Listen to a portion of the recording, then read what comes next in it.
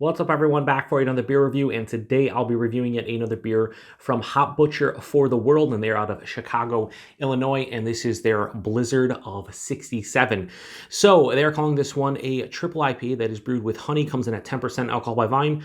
No Ibus List in the time of review. This can is approximately 3 weeks old, and I want to give a huge thanks and shout out to Hop Butcher, and more specifically Jeremiah, for hooking me up with this one. I'll post a link in the description box to the beer mail unboxing video I did that contains all the goodies that Jeremiah and Hop Butcher hooked me up with. They sent me 16 beers, 5 of which were unique, and this is the last of the 5 that I am reviewing, and I can't thank Jeremiah and Hop Butcher enough for hooking me up. And, you know, in a lot of the reviews, I keep on saying, like, you know, I'm totally being honest with my opinion on these beers, despite the fact they send them to me. And I've also said multiple times that it's really easy to be honest when these beers are delicious, and so far, they've all been quite tasty. My favorite has been their Lord Octopus, which was a Mosaic, a double IPA, just phenomenal stuff. But all the beers have been quite delicious. And I saved this one for last because it's a big triple IPA. And, you know, the Blizzard of 67 apparently was a huge blizzard in Chicago in 1967. And it kind of, you know, brought up some memories for me, or I guess a little bit of story time here, real quick. Here in Western New York, more specifically Buffalo, the Blizzard of 77 was the huge thing here. And growing up, I've heard so many stories about it. That blizzard was a couple years before I was born, and you know, I have a lot of family members that lived through that and whatnot, and just talked about how crazy it was. So I'd imagine that the Blizzard of 67 in Chicago was the same way.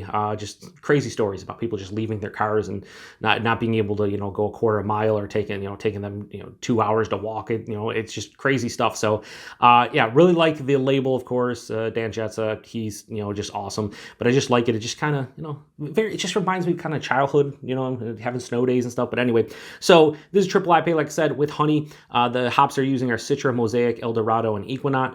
And, you know, I've had quite a few Triple IPAs with honey. I've had quite a few double IPAs with honey. I mean, the most, I guess, notable one would be Hop Slam from Bell's. I mean, they do their, you know, it's 10%. They call it double IPA, but it's with honey. That was like one of the first honey beers that I had, hop forward beer. A local brewery here, I haven't reviewed it yet, but I'm going to, from Brickyard Brewing Company. They just did their Flat Brim Hat, which is a triple IPA with honey as well. So yeah, a lot of triple IPAs with honey. I think the added sweetness, kind of different character, you know, probably does a pretty good job. I mean, from the beers that I've had, I've enjoyed them. So anyway, let's crack this one open, give it a pour.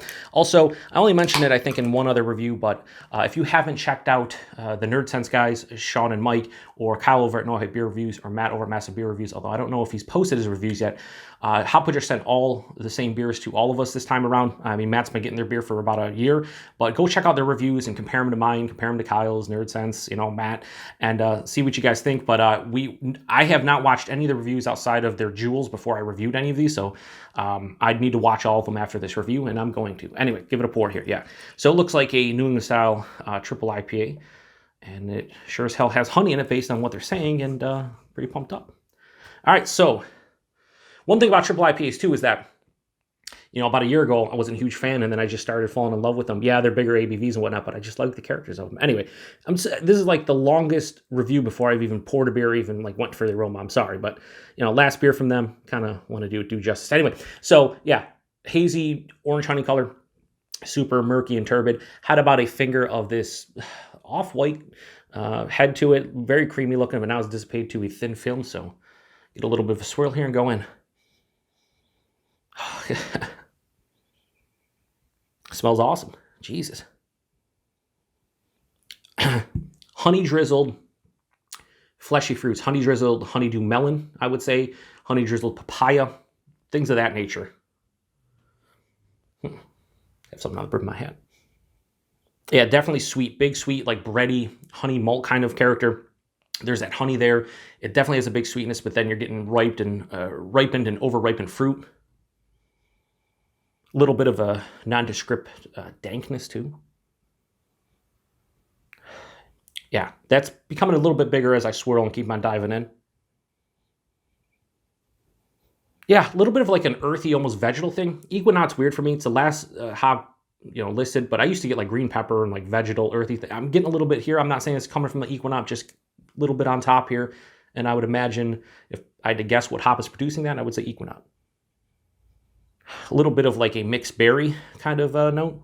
Oh, I always mention what they say tasting notes on the back here. Lush tropical, light resin, ripe berry. Okay, so I didn't even read that, honestly. The other ones I would read them before I even poured it. Yeah, I didn't even see that. So lush tropical, yes. Light resin, probably the dank quality. And what did it say? Ripe berry, yeah. Sure. Yeah, it smells fucking awesome. Let's get into it. Cheers, everybody, and thanks again, Jeremiah and Hop Butcher.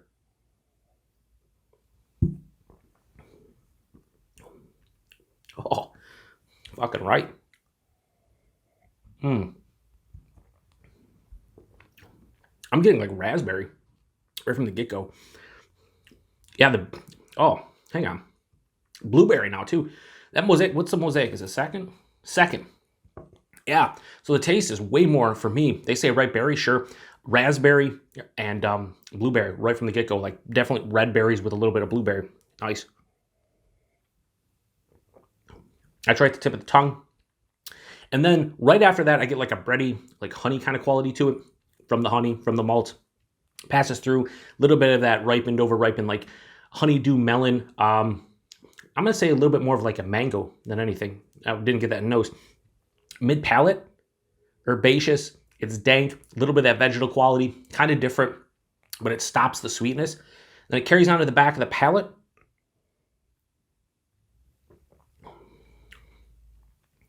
Finishes semi-dry with a mild to moderate bitterness. And I've said mild to moderate bitterness for most of their the beers I've reviewed from them. Here's the thing I'll say about Hop Butcher now after having about 7 of their beers.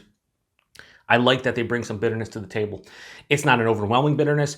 None of the beers brought a bitterness that was like over moderate. Most of them were mild to moderate, so getting a light to like, you know, a nice little smack of bitterness on some of them. This one, more mild to moderate, like right in the middle.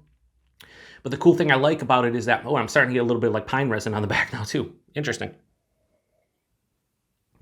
Yeah, so right up front, all that sweetness, all the tropical fruits, the berries, the honey hits, and then the back of the palate, it's a semi-dry finish with a mild to moderate bitterness, a little bit of pine resin. And that's the coolest thing I can say about these beers from Hop Butcher. I kind of feel like the wheelhouse they're in is new school meets old school, new school New England style meets old school like West Coast style. And it just works for me. Body on this one, a little bit thin. That's what I kind of expect from triple IPAs. This is like higher side of medium body, somewhere in that range, but it enhances drinkability. The mouthfeel, it's soft, it's smooth, it's slightly creamy, a little bit more carbonation than the rest of the beers that I reviewed from them outside of their Falletto, which was their Italian-style Pilsner. So a little bit more carbonation. I would say the body and mouthfeel on this one is not as good as the rest of them. But it's not bad. They're neither, like the body's still solid, the mouthfeel's still solid, it's just not as good as the other 3 hop forward beers I had from them. I do get a little bit, I will say this, I do get a little bit of alcohol stringency on the palate. I would guess this is at least an 8% beer, probably closer to 9, 10%, hides it a little bit, but for the most part, I can tell this is a huge double approaching triple IPA if I was doing it blind. Definite warming in the chest. But it's I shouldn't say it's really easy to drink, but it's really nice to drink. I'm really digging this one. My first, if I could speak, my first initial reaction to this one was like 4.5 out of 5. Like I love the nose on this one, the taste.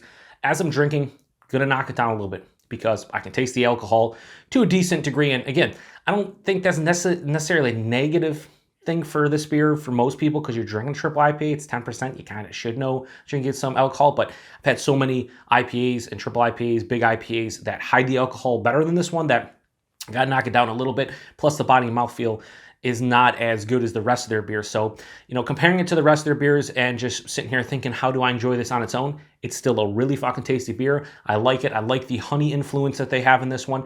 I like the different nuances of each of the hops. I really like that raspberry, blueberry, like berry medley type of thing going on. And the honey's, I like that the honey's noticeable. But at the end of the day, this is not a 4.5 out of 5 for me. This is Blizzard of 67 from Hop Butcher. I'm going to give it a high 4.25. I'm going to go 4.3 out of 5.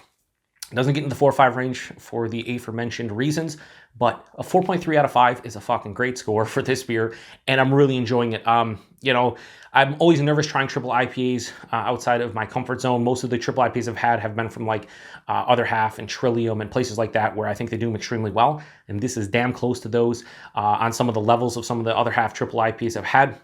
At the end of the day, though, really good beer. And all of their beers have been quite good. So not much more to say about this one other than price and availability. Availability, I know they get distro in Illinois and more specifically the Chicago area. Outside that, I have no idea. So if anybody wants to chime in and let me know, feel free to do so in the comments. I'd really appreciate it. And price point, I have no idea. I'd imagine, and this is where I'm going to guess and probably be wrong, and someone will be like, no, it's, you know, whatever.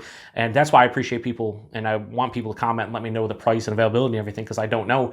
But a beer like this is probably $20 a 4-pack, maybe $22. Most of the Triple IPAs from other half that I buy are $24 a 4-pack. So Hop Butcher seems to have a really good price point, so I imagine this is $20, $22 at the most. But yeah, I think it's worth it. I mean, 4.3 out of 5 is a really good score. So yeah, I'd pay $5, $5.50 for a can, no doubt. Really good stuff. I guess in summary of all the beers I've reviewed from Hop Butcher, here's the thing. Plain and simple, right to the point. Hop Butcher makes fucking good beer. Done. There's not much more to say about them. Whether or not they sent them to me, or a good friend of mine and fellow beer tuber, or a good friend of mine and a viewer of the channel, Jeff, aka No Jinx, he sent me the first 2 from them. No matter who sends them to me, whether I would buy them on my own or whatnot, at the end of the day, my honest opinion on Hop Butcher is they make some really fucking good beers. I hope to try more from them in the future. I can't thank Jeremiah and Hop Butcher enough for making this happen. It was really cool to try 5 different beers, and I'm glad they sent some double IPAs, a regular IPA, a triple IPA, and then an Italian-style Pilsner. It's cool to get a medley of different IPAs and then something, you know, outside of a hop-forward realm. And yeah, I can't say much more good things about Hop Butcher. If you have anything from Hop Butcher, let alone this beer, let me know what you think about it again in the comments. I'd really appreciate other people's opinions. I just, you know, the first time I ever saw Hop Butcher was Matt over at Massive Beer Reviews, and you know, he was really digging on their stuff, and I had no idea who they were. It was about a year ago, and now they sent me some beers, and I understand why he likes them so much. They just make really good beer, and I'm digging, you know, every second of it. So once again, check out the guys over at Nerd Sense, Sean and Mike, Kyle over at Untitled Beer Reviews, and Matt over at Massive Beer Reviews for all the reviews of the same beers that I reviewed from them, the same 5, and yeah. You can compare their tasting notes to mine. You can compare their reviews to mine. I'm sure all of theirs are way better than mine, but whatever. I still enjoy doing this. Anyway, this is probably going to be like a 15-minute review, but you know what? Hop Butcher deserves it. Thanks to them. Thanks to everybody. Appreciate everybody stopping by. To the next one. Cheers.